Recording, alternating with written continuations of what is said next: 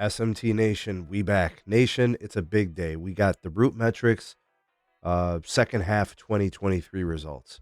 And the reason why I think this is a big report is because to me, it seems to be the most controlled, reliable, and meaningful network performance evaluation test. What root metrics does really eliminates all variables, puts all the carriers on a level playing field. It allows us to see who's the most reliable, who's the fastest, who's got the best calling. It takes into everything that's involved in networking. So the results are in. I've been really curious to see how big of a difference C-band is making, who's improving the network the most and those types of things. Anyways, I'm going to have a deep dive, a separate video for that. So stay tuned for that video where I go into the state of Ohio. I go into the national scores. I go into all the metros, my personal metro. I'm going to do that in detail in a different video. So subscribe and turn on the bell notification so you know when I do publish that video. But we're just going to take a look at the overview of what root metrics is telling us for the second half of 2023. And it's interesting. There's some good stuff in here. Anyways, I'll be sure to provide a link to land you on the root metrics page for you to check out all the detailed stuff that they have. And ways to support us can be found in the description as well. You can snatch a Patreon membership. You can become a YouTube member. You can buy us a coffee, ways to support us that way. And you can like and share this video if you want to help out the channel. You don't even have to pay anything to do that. So big shout out to the nation. Let's go ahead and get this started. All right. So just overall looking at the carriers, the strongest performer for metro performance was Verizon. All right. Verizon had 35 of the shared metro wins, 56 outright wins. All right, they continue to dominate this report. And that's because Verizon does really, really well in metro markets. They thrive in those markets. They dump a ton of their CapEx, their spending, their budgeting in those places. So it makes sense for them to do really well in this test.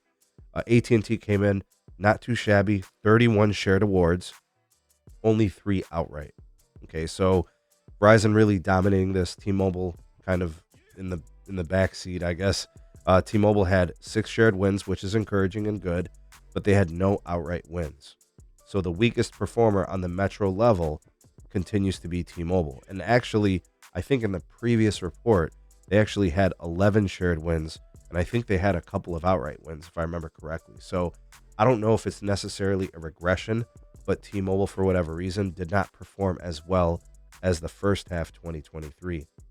And I think what's also important to note, and this is important, and it's their calling. Their calling continues to weigh down their overall score and performance, whether it's on the metro level or especially on the state and national level. They continue to find troubles in communications, which is primarily what phones are used for. So calling their weakest link, I don't think that's going to change. But the one thing that is going to change, and I remember having this discussion with my contact over at this testing firm. They told me that Root was going to start to de-emphasize and devalue calling. That's going to help T-Mobile scores overall. So if you devalue the thing they're weakest at, it's going to make them look even better. But in my estimation, that's a really important metric. To me, calling is non-negotiable. So I'm not a big fan of that, but it is what it is. Okay, now to kind of round things out in terms of the states, AT&T won 14 outright. They shared 21. Verizon won 11 outright, and they shared 21. T-Mobile, no outright wins on state levels and no shared wins on state levels. For whatever reason, they just can't seem to put it together on a larger regional type basis. I think there's just enough of those rural places, locations, where T-Mobile doesn't have the tower spacing. They don't have, resource allocations. They're just not there. This can continue to improve. It's something I think they should work on, but it goes to show you that when it comes to national, state level, regional type things here, it's Verizon's and AT&T's, and actually more specifically, still it's AT&T's. But Verizon did close the gap. They won more states than they did in the previous report, and I think the network modernization, not only is it evident in the metro testing, but it's very evident in the state testing.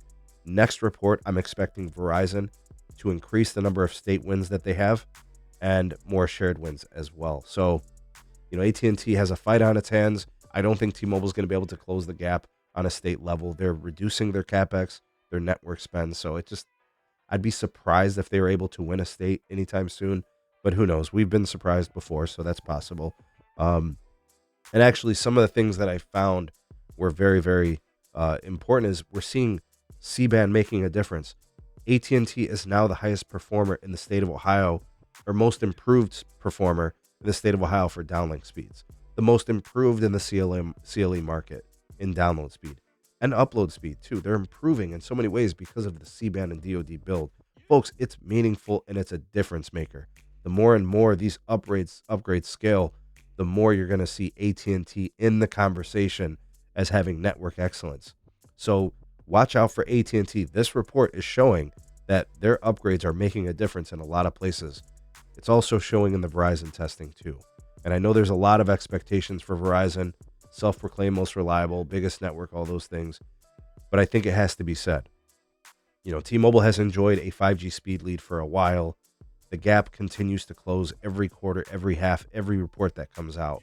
And I think it's just a matter of time until whatever perceived speed lead or marketing, advertising techniques and strategies T-Mobile has, they're going to have to come up with something else, because there is going to come a day very, very soon where that is just simply not the case. And still to this day, they don't match the coverage. They don't match the reliability and the calling. They still lag in those places. T-Mobile, a much improved network over the old version of the T-Mobile network that I remember, that some of you may be old enough to remember. It's much better today, but they still haven't sewn up root in terms of reliability, calling, state levels. They still struggle there. All right, so we'll see if that changes in the future. That all depends on how much money they spend. We'll see what happens. What do you guys think of all the results? Check out your markets, the link in the description for the report, but tell me what you think of kind of what we're seeing here. Sound off in the comment section below. You are the voice of the people, the SMT Nation. Let your voice be heard.